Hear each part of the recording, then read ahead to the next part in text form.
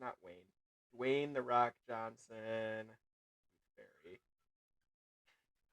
Hi, welcome to the Discovering Eden podcast. My name is Brandon. I'm Marty. It was from 2010. It was a family comedy. It's rated PG for parental guidance. Tooth Fairy. Yeah. And that's Jonathan. Rough and tumble hockey player Derek Thompson is the terror on the ice. The nickname Tooth Fairy. And I do not regret hitting record early. It's great. There we go. Yeah. I'm in. Camera setup's a little weird. I'll just sit like this the whole time. Yeah. Half cut off. Yeah, so a couple things. I forgot the normal tripod I have for my GoPro. So you get the mini tripod version, so it's maybe Giving me Jonathan an a nice elongated haircut. folder. No, you got a Shoulder. haircut. Just getting it nice and cozy, that's all. I did get new microphones and stuff, so apologies if the audio isn't great. We're working on it. Good, I didn't know if you were going to apologize. Oh well. we'll see what happens. I have this fun little console I can play with in the middle of episodes. So if there's really corny stuff or stuff, I don't know. Who knows? But yeah, we'll get into what we're gonna talk about. And but first, we're gonna pray. Who prays? I don't remember. It might be my turn. I think it is. Is it my turn? Okay. What are we talking about today, by the way? That's for you to know. No, I'm kidding. I don't remember. You should have watched the episode. Something about a shark, I think. Water Pokemon. Gyarados. Sharpedo. Sharpedo. Don't forget Ducklet. Ducklet. To be Terrifying. honest, I did forget about Ducklet till you mentioned it. I do too. Anyway, we need prayer. Dear Lord, we just thank you for this incredible time to gather together to nerd out on different creatures, different topics, and just everything that we can think of. Lord, we just pray that as we engage in this discussion, Lord, that you guide it, that you lead it, and that you just inspire our words, and that anything that is not from you, Lord, it falls to the ground and is forgotten. Lord, I just pray for just a great discussion, a great episode, and again, thankful for this time. Amen. All right. So, without further ado, we'll get into the bumper, and then we'll get on with the shenanigans. So, bumper time.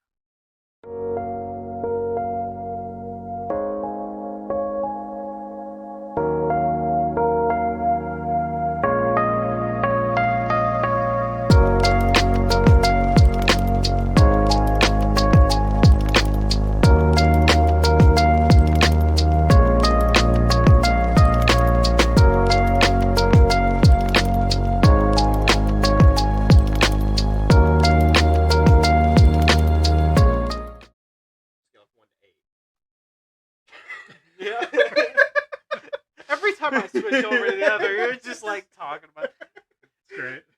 See, this is what potential future Patreon people get is I'll just hit record early and then I'll learn how to edit things, and then congratulations, you get our full shenanigans when crap hits the fan. I mean, why even edit it? Blooper reel. Yeah. That's just kind of how things go. Anyways, like what we were talking about the last episode. So we had obviously our vampires, werewolves, and unicorns. Quite the eclectic group there. Spooky trifecta. Yep, exactly. With sparkles.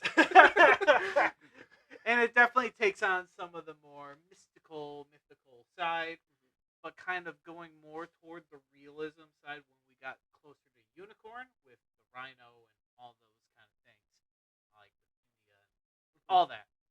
So we're going to kind of go along that same vein, and we're going to hit more of the real stuff, but that's been involved in kind of this folklore myth kind of thing.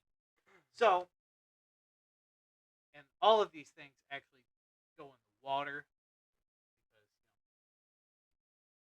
swim, have some fun time in the water, they splash around, like Magikarp And Ducklet. Yep, and Ducklet. Can they jump as high as Magikarp though? That really remains to be seen. Um, but anyway, so one of the first things we'll talk about is the Kraken. So when we think of the Kraken, what's one of the first things that come to mind? Big old squid. Unleash the Kraken. Yeah. Yeah, it's a giant squid. Or the scene in Pirates of the Caribbean where Johnny Depp is standing on the edge of the boat, like with the sword ready. Like, I thought that was pretty cool when I was a kid. I still think it's cool. Yeah. So Those are great movies. yeah. And obviously, I also think of the giant squid, and especially, science has kind of, I guess, rediscovered the colossal giant squid that they kind of caught, and it's massive, like the size of a boat or something like that. I don't have exact measurements, but that's what phones are for. So, look stuff up, guys. No, I'm kidding. Because, apparently the last episode did really well when we weren't prepared at all. So we'll see what goes on here. I'm curious what kind of calamari you can get from a Kraken. Hey, just ask the You gotta Japanese. unhinge your jaw to eat it. Right. Let's see. Google. Now I hit my phone. It went to a different tab. Okay. Largest confirmed giant squid was almost 43 feet long and may have weighed close to a ton. That's according to Google. Bing says it's 4x3. Yeah, 4x3 squid right there. So do they consider that from like the tip of the shell or whatever It down to didn't the end say of the when I tentacle, looked or? at it. I mean, I wonder if I go a little deeper into that Google search. Yeah, I'd be curious how long the tentacles are. Oh, wait. Versus the body part. Way close to a ton, though some scientists estimate they can grow up to 66 feet based on beaks found in sperm whales. So, yeah, it doesn't say what, It's quite long. Yeah, it's big. I mean, talk about that for a giant squid. I mean, a lot of, and this is kind of why I went the water direction here too. There's so much unknown when it comes to the ocean because there's so much we just don't know. Like, the way that we can kind of estimate some of their sizes is by, we just look at the digestive systems of sperm whales and like, it had a beak of this size, so let's extrapolate it out to what size it could have been. Then when you think about it, I'm like, well, that's still pretty massive for extrapolating. Yep. And this is in the ocean where, for the longest time, we didn't even believe anything like the size of the Kraken could even be out there. And then they find the colossal giant squid, different things like that. Oh, look! It's the size of a bus in the water. Oh darn, we missed it. Oh man, it's so easy to find these things that are so massive in what's an ocean. Like, for people that think, the big things, we've found all the big things already because we have the technology to do so. When it comes to the water, no, we don't. Because do you realize how massive the ocean is? Like, we live in Michigan. People think Lake Michigan is an ocean because of how massive it is. How about you take into consideration the actual ocean? Like, whoa. People have a hard enough time finding sunken ships in like Lake Michigan, Lake Huron, different things like that, or even smaller lakes with like aircraft that crashed into them. How more so is it for the ocean? Obviously, we know where the Titanic is because we relatively know where it went down, and it's not like the debris isn't going to float anywhere else. I mean, it was a massive ship. really puts into perspective how big things can get. Which leads to the question of how big, like how many big things are still out there waiting to be discovered. And for me, for the ocean, it's far more plausible for me to have something of massive scale that is still out there because we simply don't have the means to really find it. There's still so much unknown when it comes to the ocean. Like we tag sharks, we tag whales. They go to depths where the tags don't work anymore. Where did they go? Who knows? What happens? Who knows? And that's some of the mystery that kind of goes with it. But it's also why, like, and we'll get to this as well. For the like Megalodon, for example, for Megalodon to still be out there, well, there's so many scientists that discredit it. But I come with a science background. I'm like, I don't know. I could still see them out there. There's still big things out there that science has once disregarded, and yet, oh look, all of a sudden there it is. Or look at the coelacanth, for example. It was like right under our noses, but oh, yep, that was extinct for millions of years. And oh wait, oh we found this. Oh, we found another packet. Oh, well, and then that's the Lazarus tax. Now, do I understand the reasoning why people think like Megalodon, for example, is extinct? Well, I understand it. Oh, they got outcompeted by their smaller brethren in the great white shark.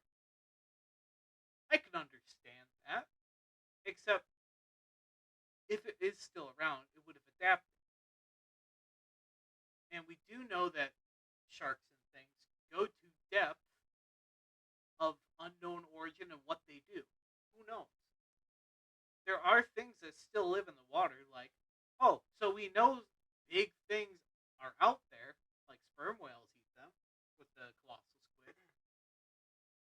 What's going after the sperm whales? What's going after, like, some of that, leads itself, like, to me, like, what's the predator of the blue whale, for example? Oh, is the blue whale an apex herbivore? Carnivore? I guess it's plankton or whatever. But Apex herbivore is wild. My mind just went to like, watch me eat these veggie fries. I mean, it's not an herbivore, but I'm just that needs to go on a t-shirt. I'm an apex herbivore. Other person, you got problems. As he has a plate full of meat. Stand outside protester on Arby's.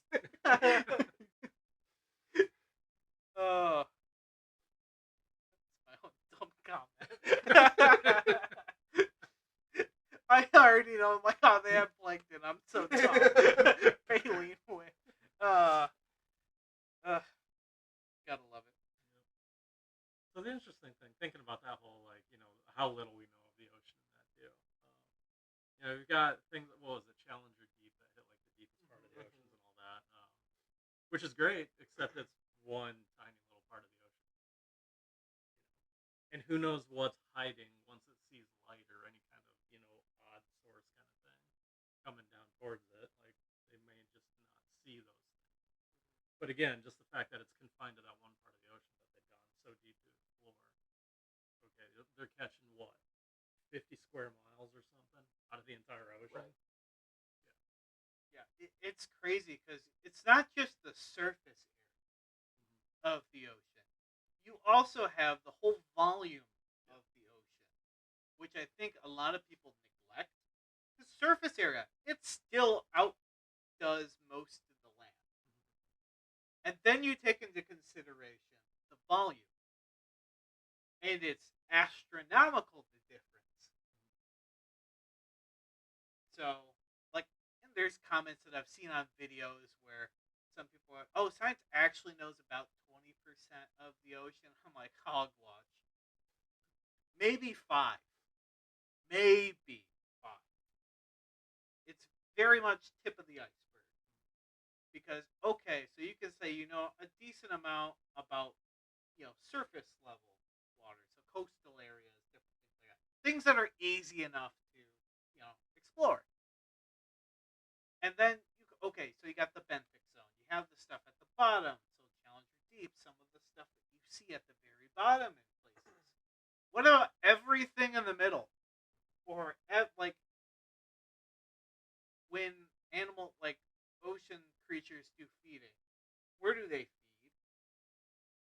Well, if they're going after plankton, plankton can be wherever.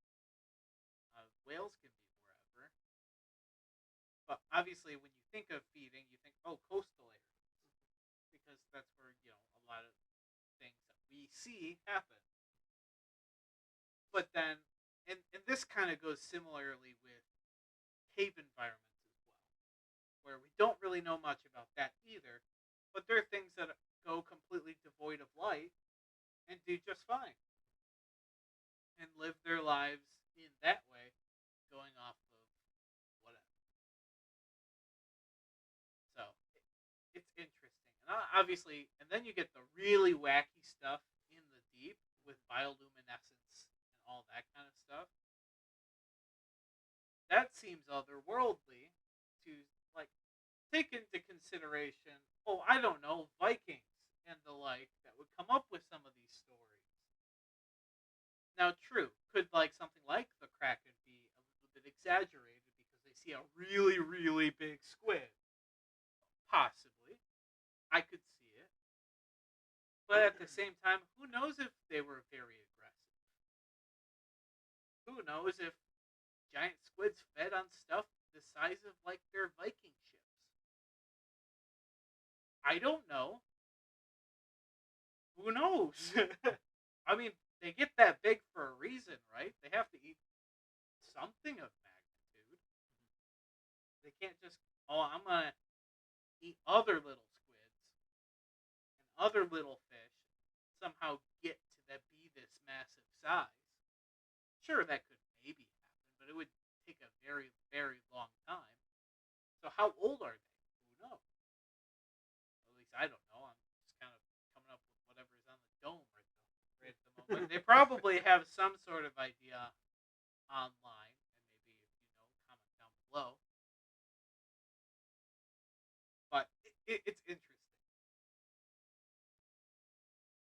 and obviously you have a lot of stories, particularly of Viking origin, of Norse, or different things that are in that general ballpark, where you have your sea dragons and different things of that nature all spawned from that, and it's in the water. So for me, I can't outright say, oh, it's hogwash.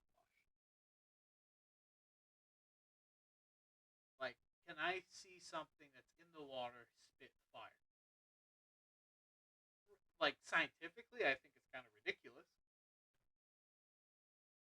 But at the same time, maybe they can. Or is it really, really scalding hot water? Sea vents, yeah. I don't know.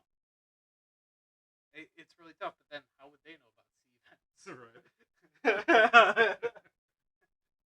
Oh, you sank all the way to the bottom and somehow survived to tell the tale? Yeah. Yeah, just happened to do some grilling down there. Oh, yeah, exactly. Came back. That's where that calamari comes from. Yeah, grilling the Kraken. We'll never believe it. Best cookout ever. A little wet, but...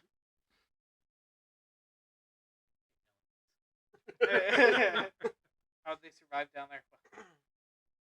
So you remember the Pirates of the Caribbean. Get the boat. Air pocket. Go underneath. Even though it's completely ridiculous. But what if... Welcome to Mythbusters. They did an episode on it. Oh, did they really? Yeah. And that it was, a myth. Myth busted. So, sorry to burst your bubble. Or burst your air pocket. Whatever. never sink your ship.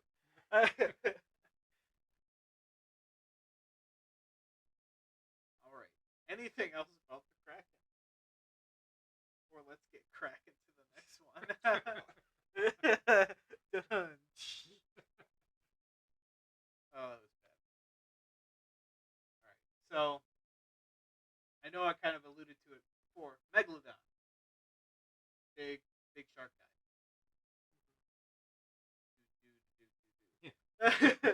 Probably chowing down on Krakens. Yeah, right. So, and this lends itself into the conversation of things that could have or have been quote unquote extinctified or have been called extinct with the option of potentially still being out there. What are your thoughts on Megalodon? I know I kind of alluded to mine. What? I mean, what was the size of it? Do we know that offhand? Google it. Yeah. Bigger than the great white Yeah. by probably a good. I know the teeth are like Estimates for its size vary, but research suggests it's about up to 24 meters, whereas previous estimates often place its size between 15 and 18 meters. So, yeah, and 24 meters. Could be chowing on a Kraken. Yeah. In which case, why not? Could be out there somewhere. well, and one of the things that like, let's say science was doing, like there are different whales, right whales, I think it was that megalodons or some shark or something fed on, and then they dwindled in number because of tectonic movements and whatever that caused it to kind of decline. I don't know if that's accurate or not, but it's like okay, so it goes after. Oh yeah, so only feast on those whales. Yep, totally. Yeah. It can't change. It can only eat those. Yeah.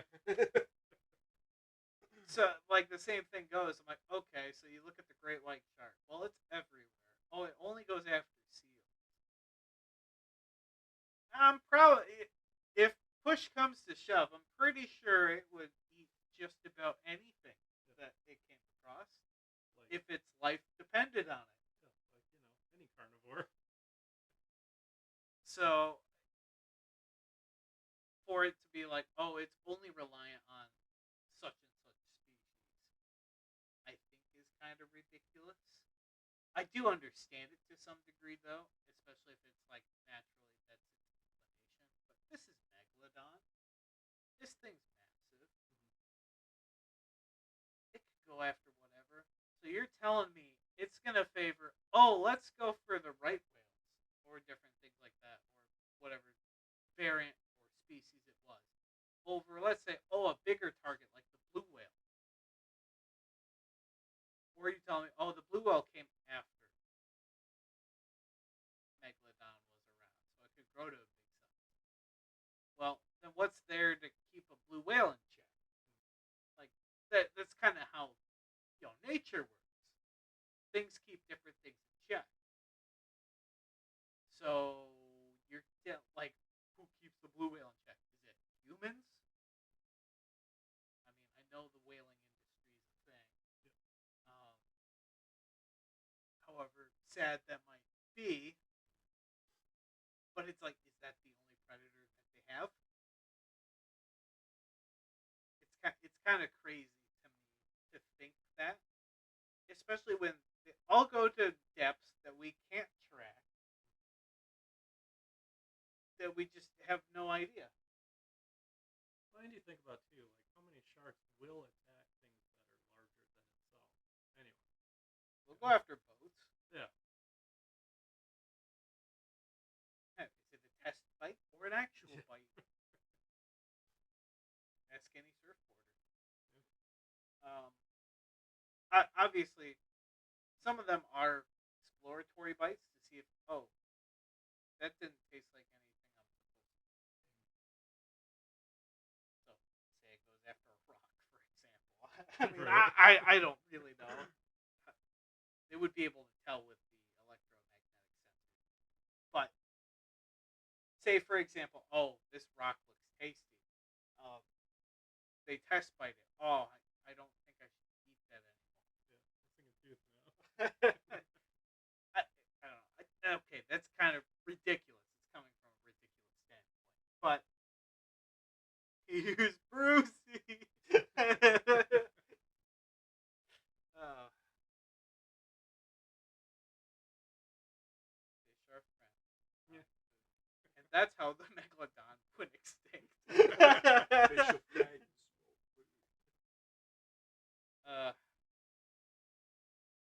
Yeah, this is going to be an episode.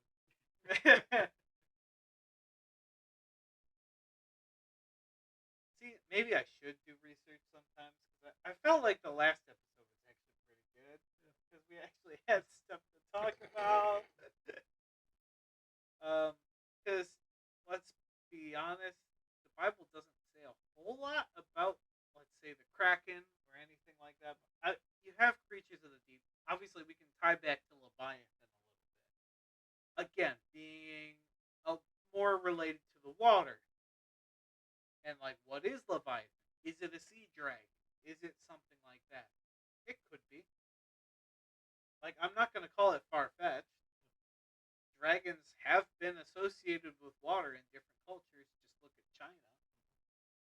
Just look at any of the eastern dragons, or even like in the western with the Vikings, the sea dragons. What are they? What are sea dragons? Don't tell me a sea dragon is a crocodile. Right. Please, no. It ain't no dragon. It is a lizard. It's a reptile. I don't know if I'd call it a dragon. But then again, what did they call crocodiles in ancient times?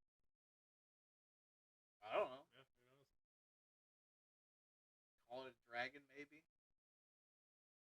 But they mentioned it like in the middle of sea almost. Well, and more of like a massive creature, not a crocodile size. I mean, obviously there were larger crocs in history. Yeah. Like, just look at the fossil record and stuff like that, like Dinosuchus and stuff like that. But I don't know. Like, to me, I think like dragons could exist. Now, are they going to have wings in the water? Probably not. This is why they're called sea serpents. Not sea. Well, they are called sea dragons in some places. But like when I think of the sea dragon, my first inclination is the carnival ride and not the not an actual dragon in the water. Seasick in a whole different way.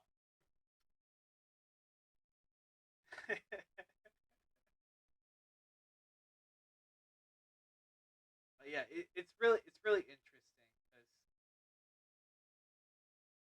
it's hard to say because okay, so you have Viking sailor tales of things like this. But let's back up a little bit to our mermaid discussion. Was that just delusion? Like, what are some of these things? Is it because of vitamin C, whatever deficiency, needing different things? Scurvy. Yeah. Does that have a role to play in it? You look at a fish, you go, dragon. Or they look at their helm or something of their ship. They're like, it's a dragon. Yeah. Oh no. It's a little too much to drink. Jim Bob, lay off the mead. No, I swear it's the dragon. I swear. It's a boat.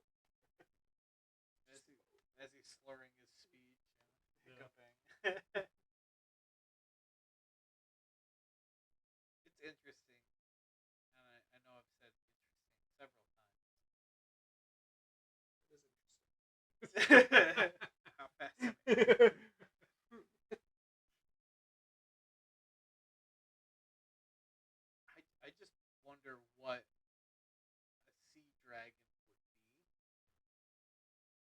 would that, because in the Bible, like Leviathan, there is more than one.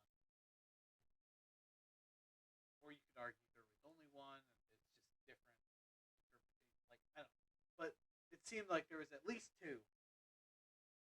At least two Leviathans. But it sounded like multiple. Just like Behemoth had a multitude. Like, Behemoth is just one of many. Even on Leviathan too, if I remember right, one of the translations made it sound like it had multiple heads too. Yeah. So more Hydra-like, which depending on cultures, some do consider Hydras even a sea dragon. Now, does something like the Hydra or something like that with multiple heads exist? I mean, we've seen things in nature with multiple heads. Maybe not the 7 plus of the Hydra, but I could see that being a characteristic of something that could happen. But I wouldn't call it a constant thing. I'd say it's more of like a coincidence at that point to have like twins. So when you think of the Hydra in that sense, I don't know. I'm indifferent because I'm like, I don't know. Anything in the water for me is anything goes. Because you could hide just about anything in that amount of water. Leviathan, that's supposed to be this massive thing, and if there's several of them, who knows? They probably only come up once every who knows how long. I mean, even the Bible's like, who can wake Leviathan from its slumber? Right. Okay, so you could have naval wars and everything on top, and it's just snoozing at the bottom. Get this beauty sleep. Doing its thing. Waiting for the war to finish so we can chow down on whatever drops. Condiments. Maybe go after a Kraken or two. Yeah. Teach a Megalodon or two with who's boss. Obviously, Leviathan, in this sense, is more apocalyptic. Oh, I can't even speak. Apocalyptic. Yes. And the fact of where this kind of originated, which is in the Middle East, Mesopotamia kind of area, how would they know about something like Leviathan that would be in the deep? I can understand Behemoth because they're on land; they would be seeing things. But how would they get like Leviathan? That'd be the thing they see, like, off in the distance of the sea, poking its head up and then disappearing. And I guess this kind of goes back to the idea of mystery, like unknown versus known. Behemoth, a lot more is described about Behemoth in the Bible because it's something that was more well known. So, like to Job, God's kind of talking to Job as if he already knows what the Behemoth is. The Leviathan, on the other hand, not a whole, like, it's explained, but not in a way that is necessarily understood of, oh, this is what it is. And it has this mystery to it.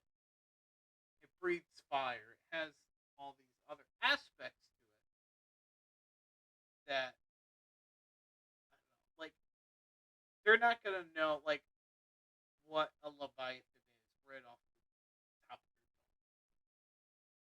Whereas you can say Behemoth, oh, I've seen one of them, in the past 20-something years, something. Maybe not all too frequently. But Leviathan, maybe that's a legend in and of itself, that it even exists, that God's alluding to. Here's this unknown thing that something's out there, but I'm greater than that. Anything you can even think of, I'm greater than that. This behemoth, this massive thing on land, I'm greater than that. this massive thing that's in the water that you have no idea what it is.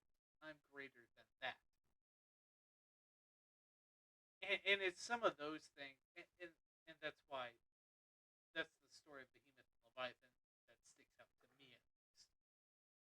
Where this is God's authoritative power coming through. Like, I have authority over the king of the animals, king of the ocean, whatever you can think of, I'm greater than. So, like, and we're talking about creatures and different things in the water at this juncture. Um, and something like a sea dragon or something like that, sea serpent, it could very much exist. I'm a scientist, and or like I've trained in the sciences, like I have a degree in geology. So it's not entirely the same, but it's science through and through. I'll call myself a skeptic. I'll be the first to admit that. But at the same time, I can't really disprove anything that's in the water because we don't know near enough about it. You can't put a definitive thing on there and get me to go, oh yeah, that's definitely what that is. Yep. There's just so much mystery around it. And again, kind of going to Leviathan, there's just so much mystery to it. There's nothing you can do to necessarily disprove it. Some people theorize, for example, that, oh, Leviathan could be like near Antarctica or under Antarctica or whatever. Like, what's the giant bloop? Like, what are some of these sounds that we've heard? Could that be an animal? Could it be the calving of icebergs? What could it be? There's all this mysterious unknown that kind of lies within the ocean of massive, massive things. Could that sound be plate tectonics moving? Could it be like the ocean floor moving? Could it be a Leviathan moving? Who knows? All you have is audio. Awesome. And people can adjust or tune that audio in different ways and get a completely different thing. So unless you actually physically see the thing, I mean, this goes with all science in general.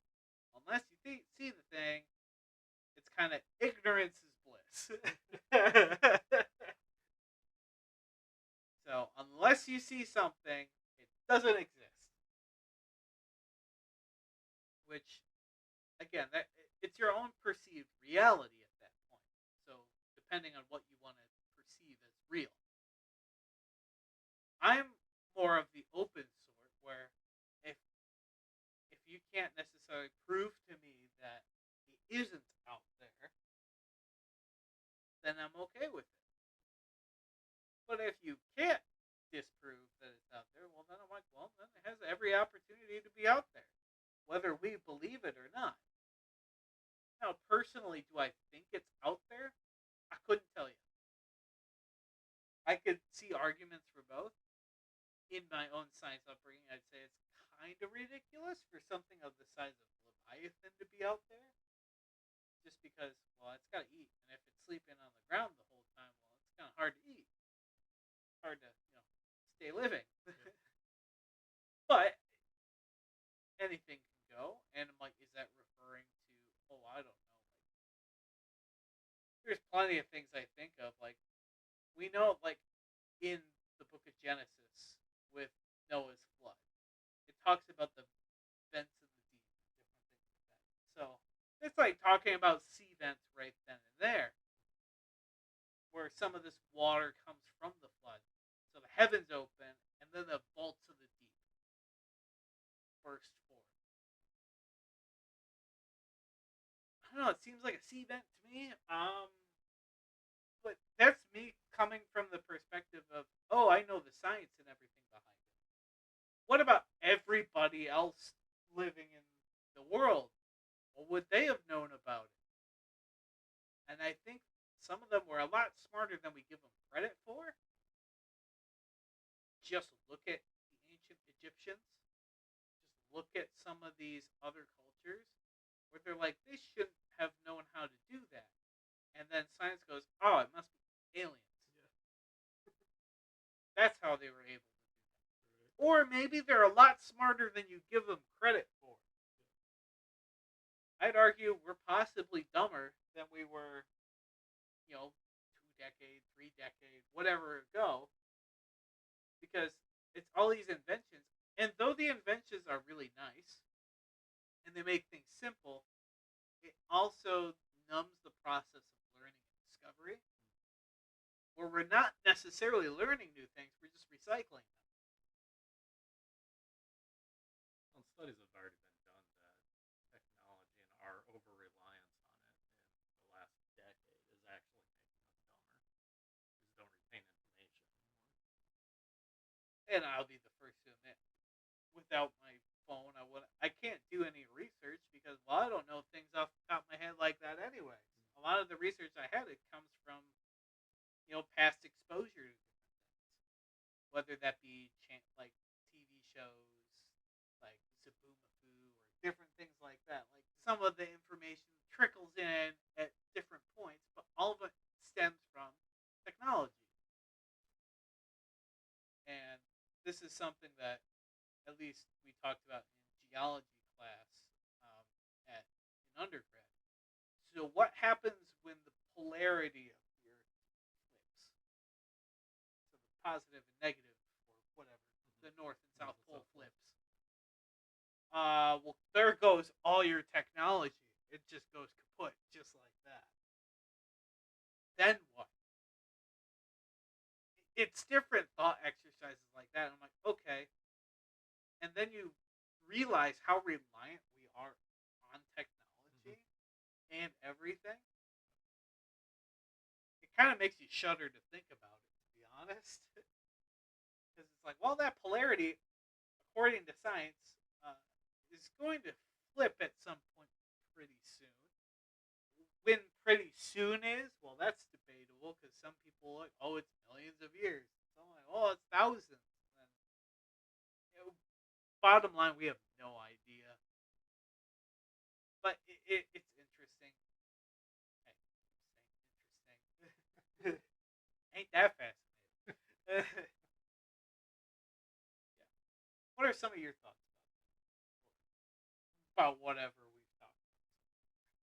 I've been thinking about Leviathan, the fact that nobody's seen it, kind of thing. Well, even some of the things that we have seen in question, like what is that? Is that real? All right, let's talk Loch Ness.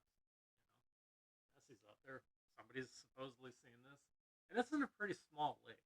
Yeah. Loch Ness isn't huge. Deep. Yeah, But yeah. so who knows?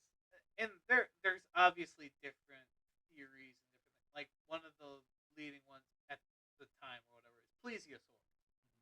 Like, oh, it could just be a living plesiosaur, which in my credit, I'm like, yeah, ocean's a big place.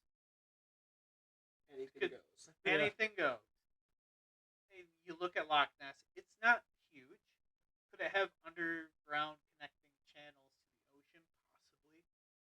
Makes sense. Yeah, it's because there is an avenue to the ocean from Loch Ness that even a plesiosaur can get to. But like science will say, oh no, it's a extruding part of a whale, just letting it hang out to dry. I'm like, okay, well, whales are just as big, if not bigger, than a plesiosaur, or different types of them. So I'm like, okay, well, didn't really tell off anything. right. Just because you recognize, oh, that's kind of the same look as what this other thing looks like that we have seen. Just because you can't say you necessarily, oh yeah, I've seen a plesiosaur head in the water. Okay. Yeah. And obviously, there are hoax and different things that do pop up. Like people like claim that, oh, this is what this is, yada yada yada. You see that with Bigfoot. You see that with a lot of different things. Even people say like the one Megalodon mockumentary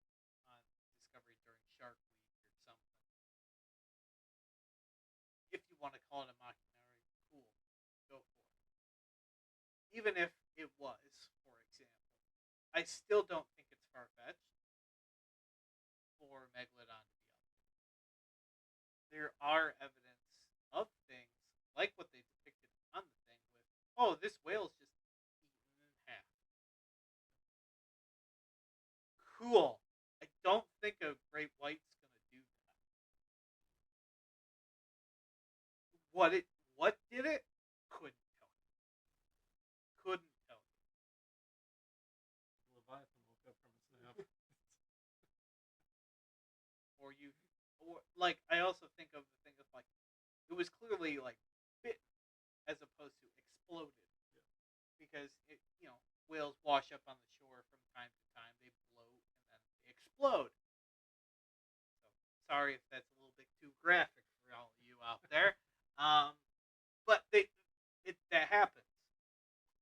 Because they have flotation sacks. All that kind of stuff. They explode. And so then maybe that's how they split into the chunk. Because it exploded. It looked, at least some of the images I see look more like bite marks. And like cleanly bitten in half. But then who am I to say? Well, that's kind of what I was alluding to earlier with how some sharks will attack things that are larger than themselves. If you've got, a shark, a megalodon, or whatever, going after this kind of whale that big, like, that's it. Well, and how different would a megalodon act from a regular shark? It's still a shark, so it would act much the same way, I would think. Obviously, there's different tendencies of different species that do different things. But at the end of the day, they kind of all do the same thing. And maybe that's my negligence of I'm not a marine biologist, so I couldn't tell you. But yeah. And maybe part of my thing is I want Megalodon to be out there just to prove scientists wrong. Just to say, hey, look, it's still out there, guys. And then everybody's terrified to go in the water. And it's like, oh no, Jaws is real. Turns out it was all just underwater aliens. It's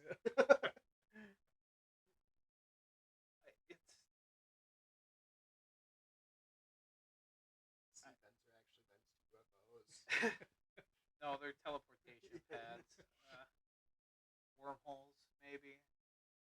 Worm as in WYRM holes, or wormholes as in extra dimensional. Things get really bizarre, and the fact that we'll get to aliens at some point later. The fact that science is like, yep, that's a thing.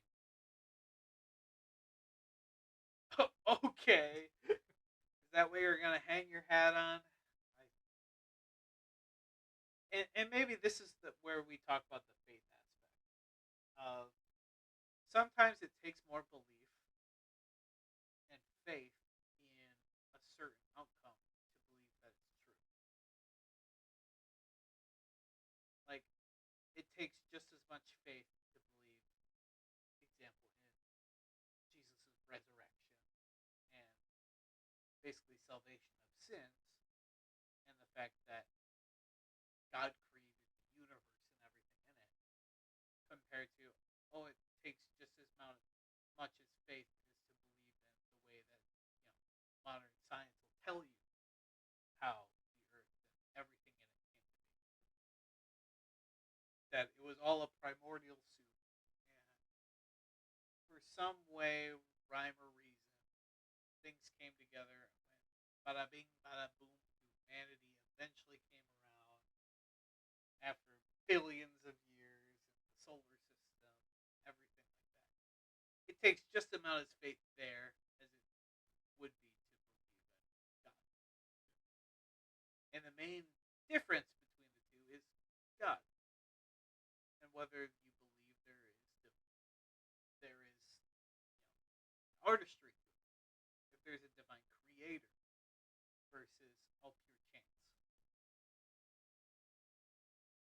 And I know other maybe YouTube videos or movies or documentaries or different things, they specify like the science and math and everything behind it. I'm not going to go into too much detail there, but statistically, there's not a better chance of things actually working if you got well, yes, but there's plenty of other examples too. Like, for example, if you believe in evolution, so how did the giraffe evolve?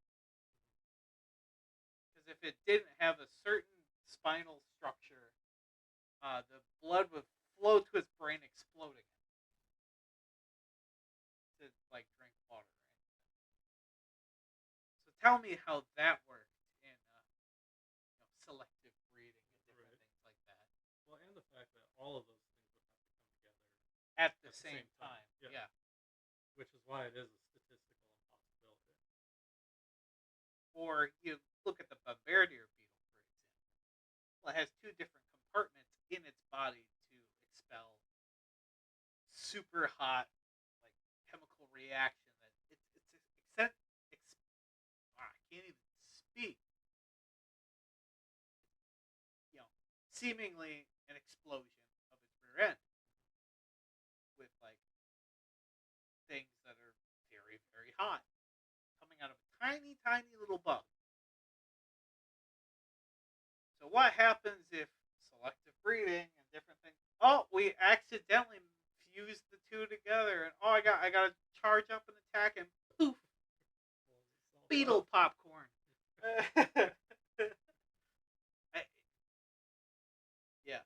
It's one of these statistical impossibilities when you think of it in terms of it just evolved to be like that. It's a lot of things have to come together. It's unique design, and not everybody's going to necessarily agree with that opinion, but at least that's the opinion I think we all share. Yeah. I don't know where I was going with that. I had a train of thought. I just kind of followed the thought and then went down the rabbit hole, and then I can't find my way out. I mean, the bottom line is that science has a lot more faith in it than people want to realize. Yeah, we'll go with that. That might have been where I was going. I can't honestly remember anymore.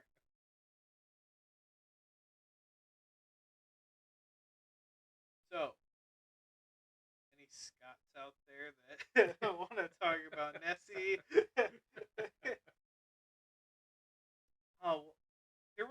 There was another similar thing. Was it Scotland as well, like the seahorse, like the actual horse that was seen? I know what you're talking about, but I that's don't- not the name. I don't know what it's called, but I know, like I'm thinking of it.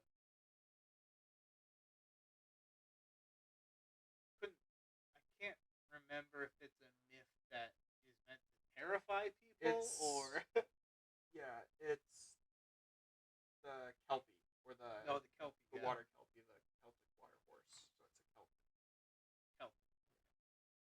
Probably more on the monster Yeah. side.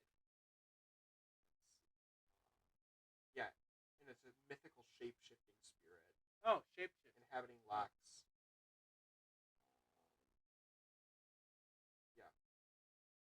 Shape-shifting water horses. Gray or white horse-like creature able to adopt a human form. Interesting, considering some of the other things we've talked about. Yeah. Though some accounts state that the Kelpie retains its hooves when appearing as human, leading to its association with the Christian idea of Satan, as alluded to by Robert Burns in his 1786 poem addressed to the devil.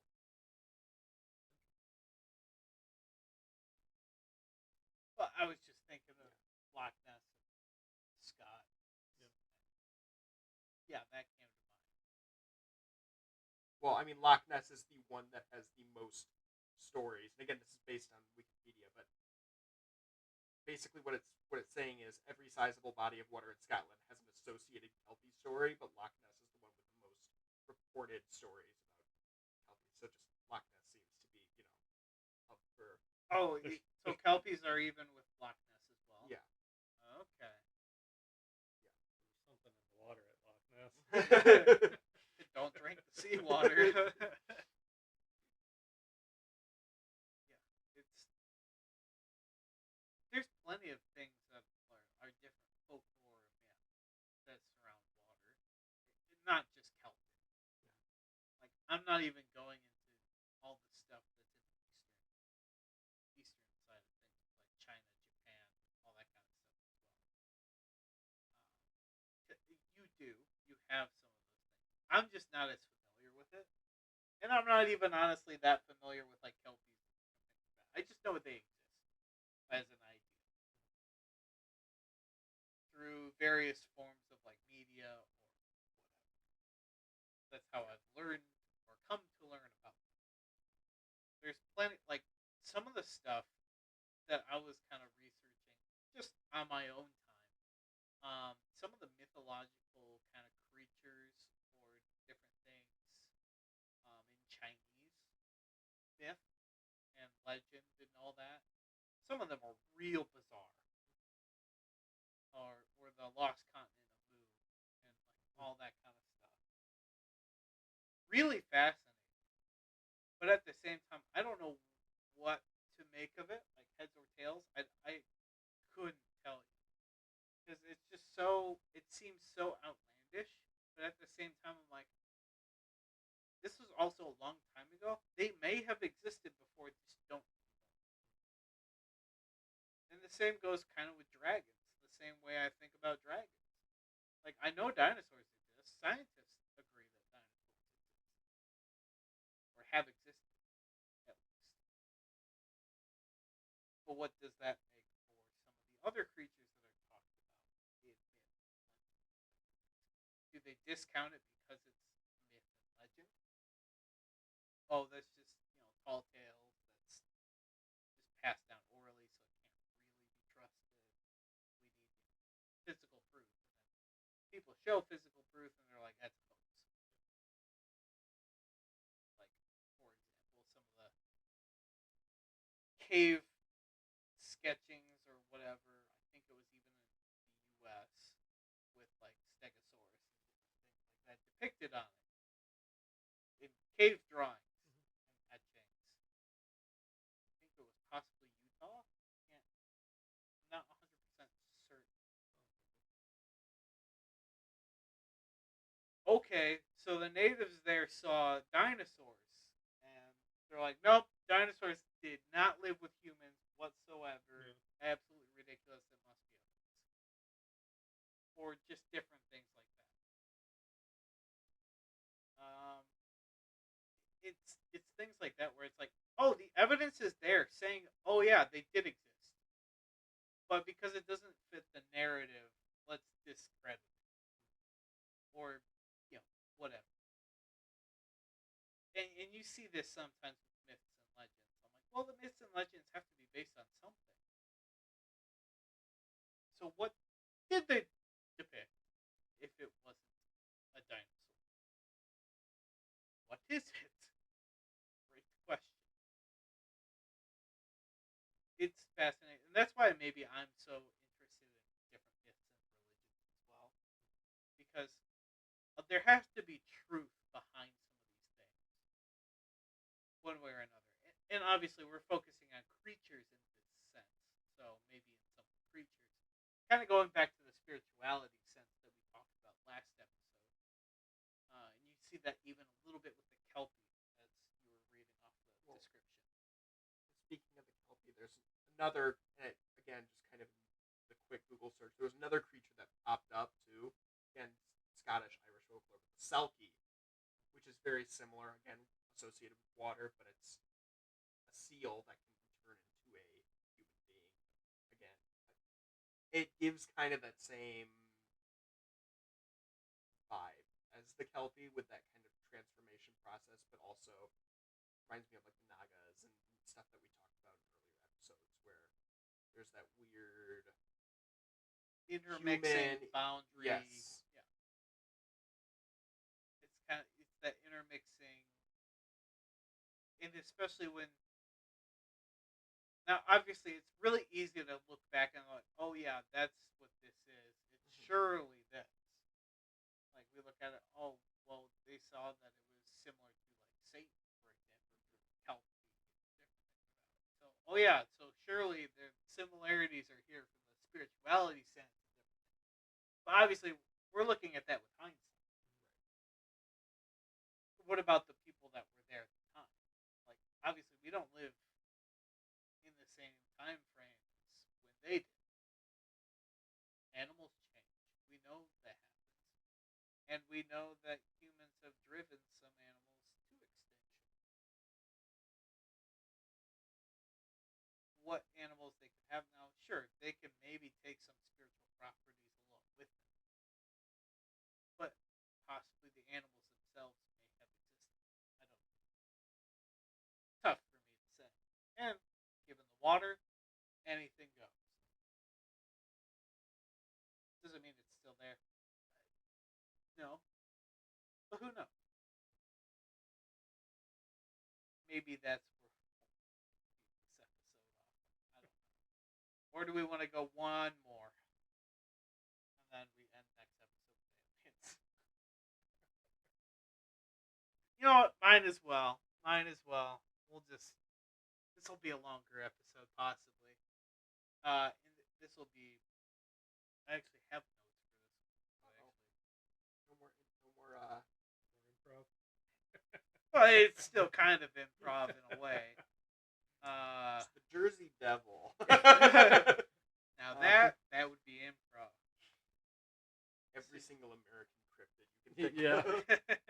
Mothman, the lizard folk. So I know one of the comments in the last video also kind of alluded to it, and I know I've mentioned it several times in this series so far, which is Megalodon, or a dinosaur that is still within the Congo, potentially. The Congo rainforest, in that general vicinity.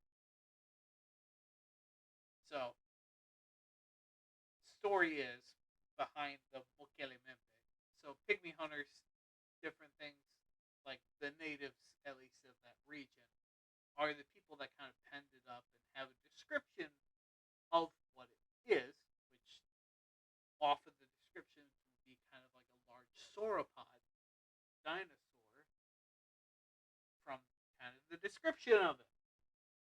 They are also the ones that scientists were told about for the okapi, which the okapi scientists later then found. True to what was said about it, and being like, I think, a relative of giraffe, the okapi. So, if you're interested, you can look up what an okapi is. But it came from the same information source as pygmy hunters, and they also have something called the Megalodon, which, if this was true, that's a living dinosaur in the Congo rainforest. Like, full on, full blown, that's a dino.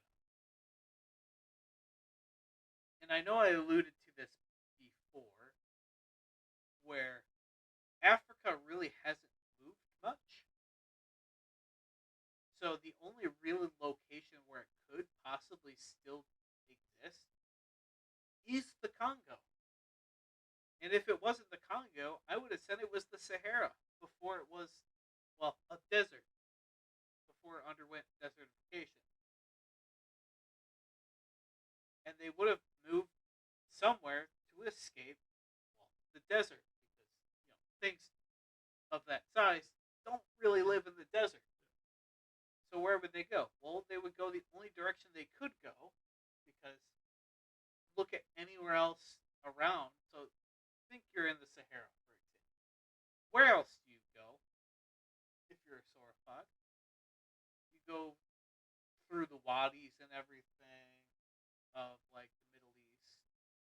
Technically, it would be a little bit. There's still, wildlife and stuff there, but not anything really sustaining.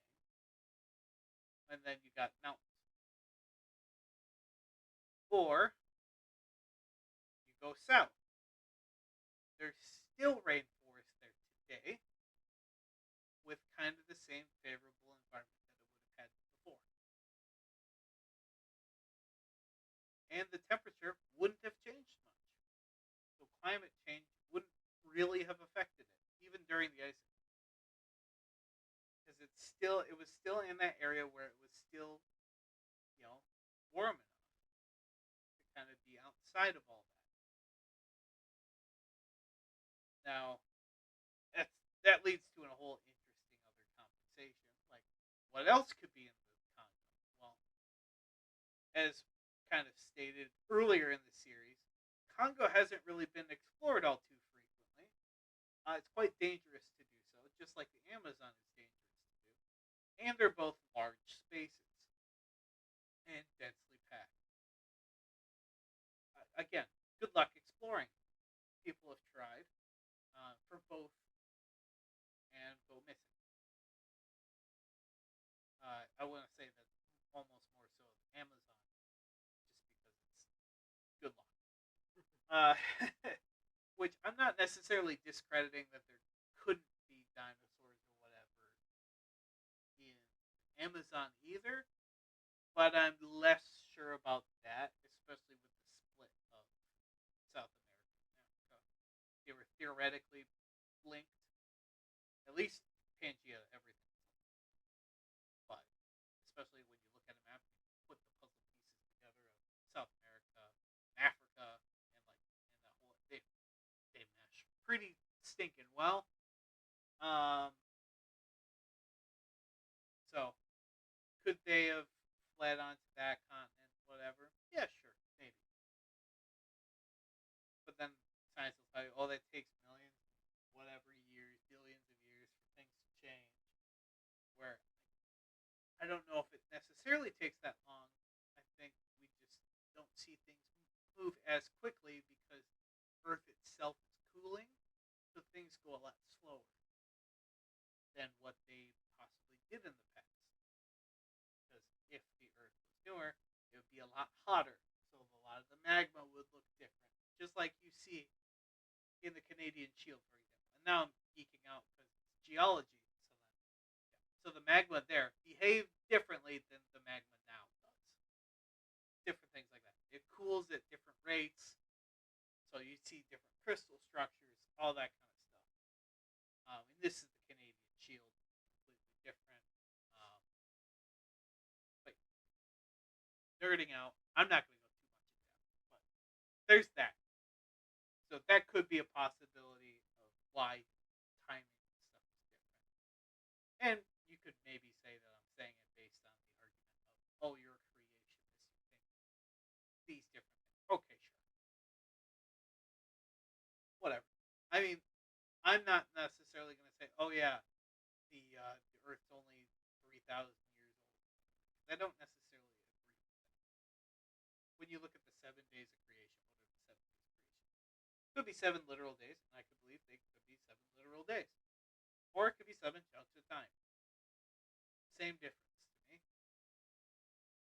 And am I gonna go in an absolute hissy fit to like say this way is right, this way is wrong? No, because at the end of the day, does it really matter? No. But it is an interesting thought exercise. And now I'm trying to find my train of thought after going on a little bit of a rant. Back to the Congo. Back to the Congo.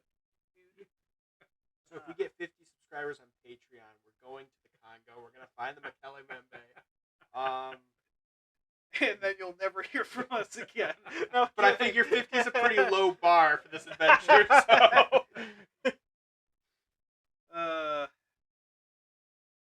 I mean, it would be kind of cool to do some of that. It's just that costs way too much. Yeah, we wouldn't be able to do that anyway. Sounds a little dangerous too.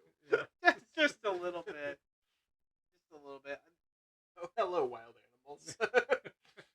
I was also listening to other podcasts, like Forrest Galante, different YouTuber, wildlife expert, whatever, kind of was also on Extinct or Alive, different things like that. He was also talking, I think it was with Joe Rogan, about the Congo and different things. That's kind of where some of the Mokele Membe and stuff I caught wind of a little bit. Then they talked about a 50-foot snake being out there from like World War II. They had a picture and everything of it. Pictures was found to be kind of legit of like say this 50-foot snake that went after the helicopter or whatever they were in. Um, so yeah, and then everybody said, "Yep, that's what happened. That was in the vehicle at the time." So if something like if there's big things out there, and there definitely could be, why couldn't why couldn't a dinosaur be out there? If you have a snake that's 50 foot long, I mean, I think anything goes.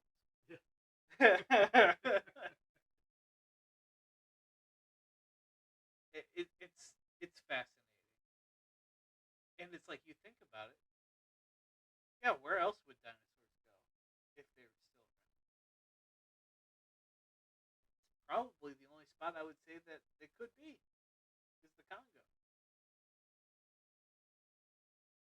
I mean, we know in the Bible, like it talks about the four rivers to get to the Garden of Eden, two of which being the Tigris and Euphrates, the only two that you really see anymore.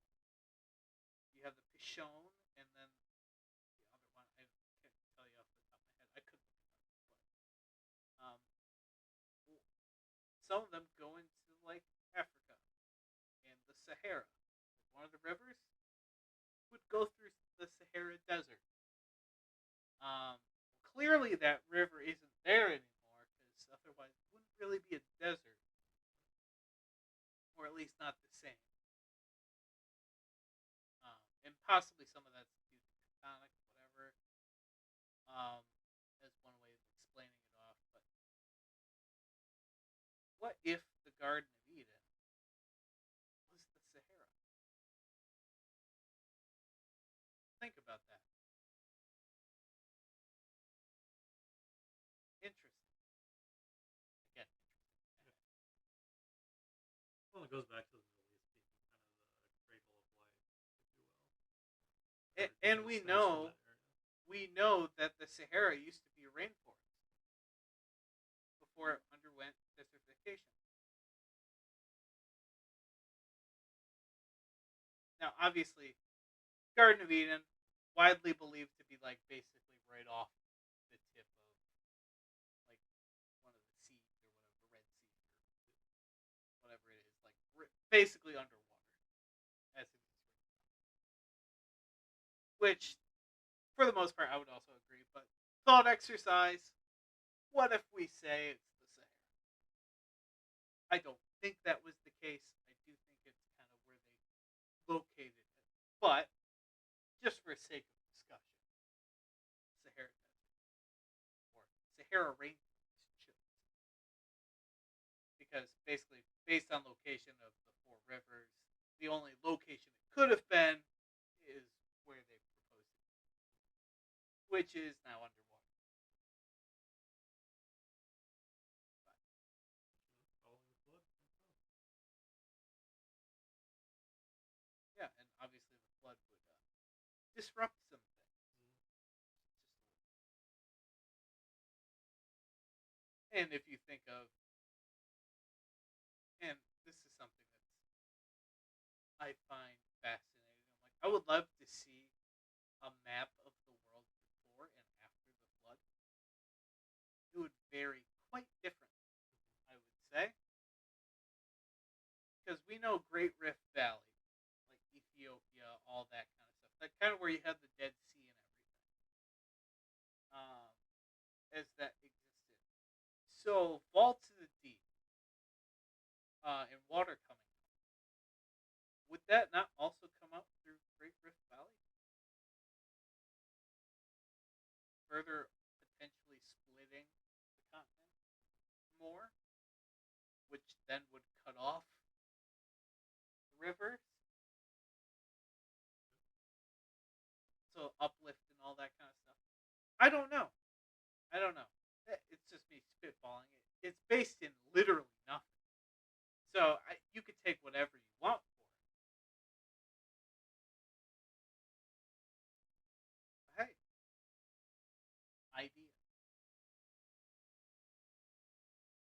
what do you guys think about dinosaurs potentially still being in the way that we know dinosaurs, not just dino nuggets and chicken? Um, as massive creatures, I mean, I don't know if they'd be that big. I think they'd shrink a bit at least, but I don't think you're gonna see things super massive, yeah, but I, I could at least see things double the size of a giraffe. yeah. And I mean, Congo, given the history of the world, that would make sense. And how little is really known about that area. Well, and the trees are really tall still. Well, and who knows about underground cave systems? Oh yeah, all and of that, yeah, underground rivers. we know. I know I put this on the channel earlier, so you can go back and look at it for like different locations. Um, really deep rivers, like 700 foot deep, different things. So quite deep. There's plenty of things that we don't know, and these are superficial things.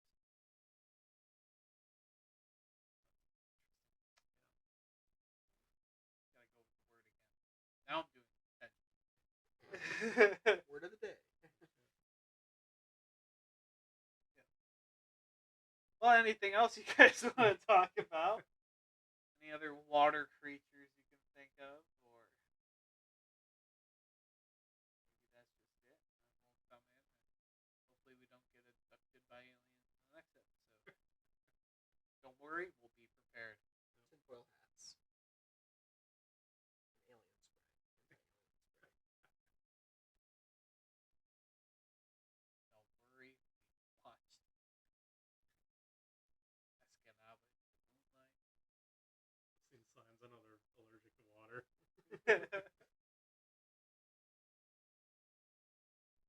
Well, since nobody else can come up with anything, I think that'll be it for this episode. As maybe we should be a little bit more prepared next time. I don't know. Unless you guys found this funny, hysterical. I think the aliens episode will just be That insane was no matter whether we prepare or not. Yeah. I mean, there's just so much you could talk about Yeah. with aliens. So, if you thought this was off the rails with like no direction, congrats. Just wait. Yeah. This next episode's gonna blow your socks off. It'll be out of this world, one might say. Anyway, that'll be it for this video. Thank you again for watching.